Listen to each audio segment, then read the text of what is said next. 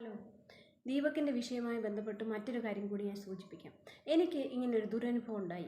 അത് ബസ്സിൽ വെച്ചല്ല, മറ്റൊരു ആളുകൾ കൂടുന്ന ഒരു നല്ല കാര്യം നടക്കുന്ന ഒരു സ്ഥലത്ത് വെച്ചാണ് എനിക്ക് അങ്ങനെ ഒരു ദുരനുഭവം ഉണ്ടായത്. ഞാൻ അയാളെ നോട്ട് ചെയ്തു. എനിക്ക് വളരെ നന്നായി അറിയാവുന്ന ഒരാളായിരുന്നു.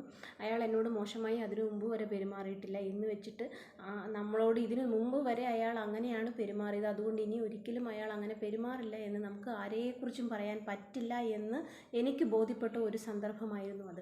ഞാൻ പക്ഷേ അപ്പോൾ പകച്ചുപോയി. ഞാൻ പ്രതികരിച്ചില്ല. എനിക്ക് അത്യാവശ്യം തൻ്റെ ഇടമൊക്കെയുള്ള ആളാണ്, പക്ഷേ ഞാൻ ആ സന്ദർഭത്തിൽ പകച്ചുപോയി. പക്ഷേ ഞാൻ അതിനുശേഷം ഞാൻ അയാൾ പോകുന്ന വഴി കണ്ടുപിടിച്ച് അയാളെ കാത്തു നിന്ന്, എന്നിട്ട് ഞാൻ അയാളെ വിളിച്ച് കാര്യങ്ങൾ ചോദിച്ചു.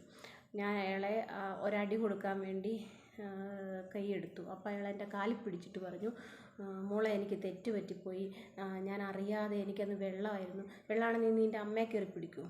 മനസ്സിലായി, അമ്മയെ കയറി പിടിക്കുന്നവന്മാരും ഉണ്ടായിരിക്കാം. എന്തായാലും അയാൾ എന്നോട് മാപ്പ് പറഞ്ഞു. ഞാൻ പ്രതികരിച്ച രീതി അങ്ങനെയാണ്. നമുക്ക് പല രീതിയിലും പ്രതികരിക്കാം, പക്ഷേ അത് വീഡിയോ എടുത്ത് നമ്മൾ മറ്റാളുകളെ കാണാൻ വേണ്ടി പ്രചരിപ്പിക്കണമെങ്കിൽ നമ്മളുടെ ഉദ്ദേശശുദ്ധിയെ അവിടെ ചോദ്യം ചെയ്യപ്പെടും, അല്ലേ?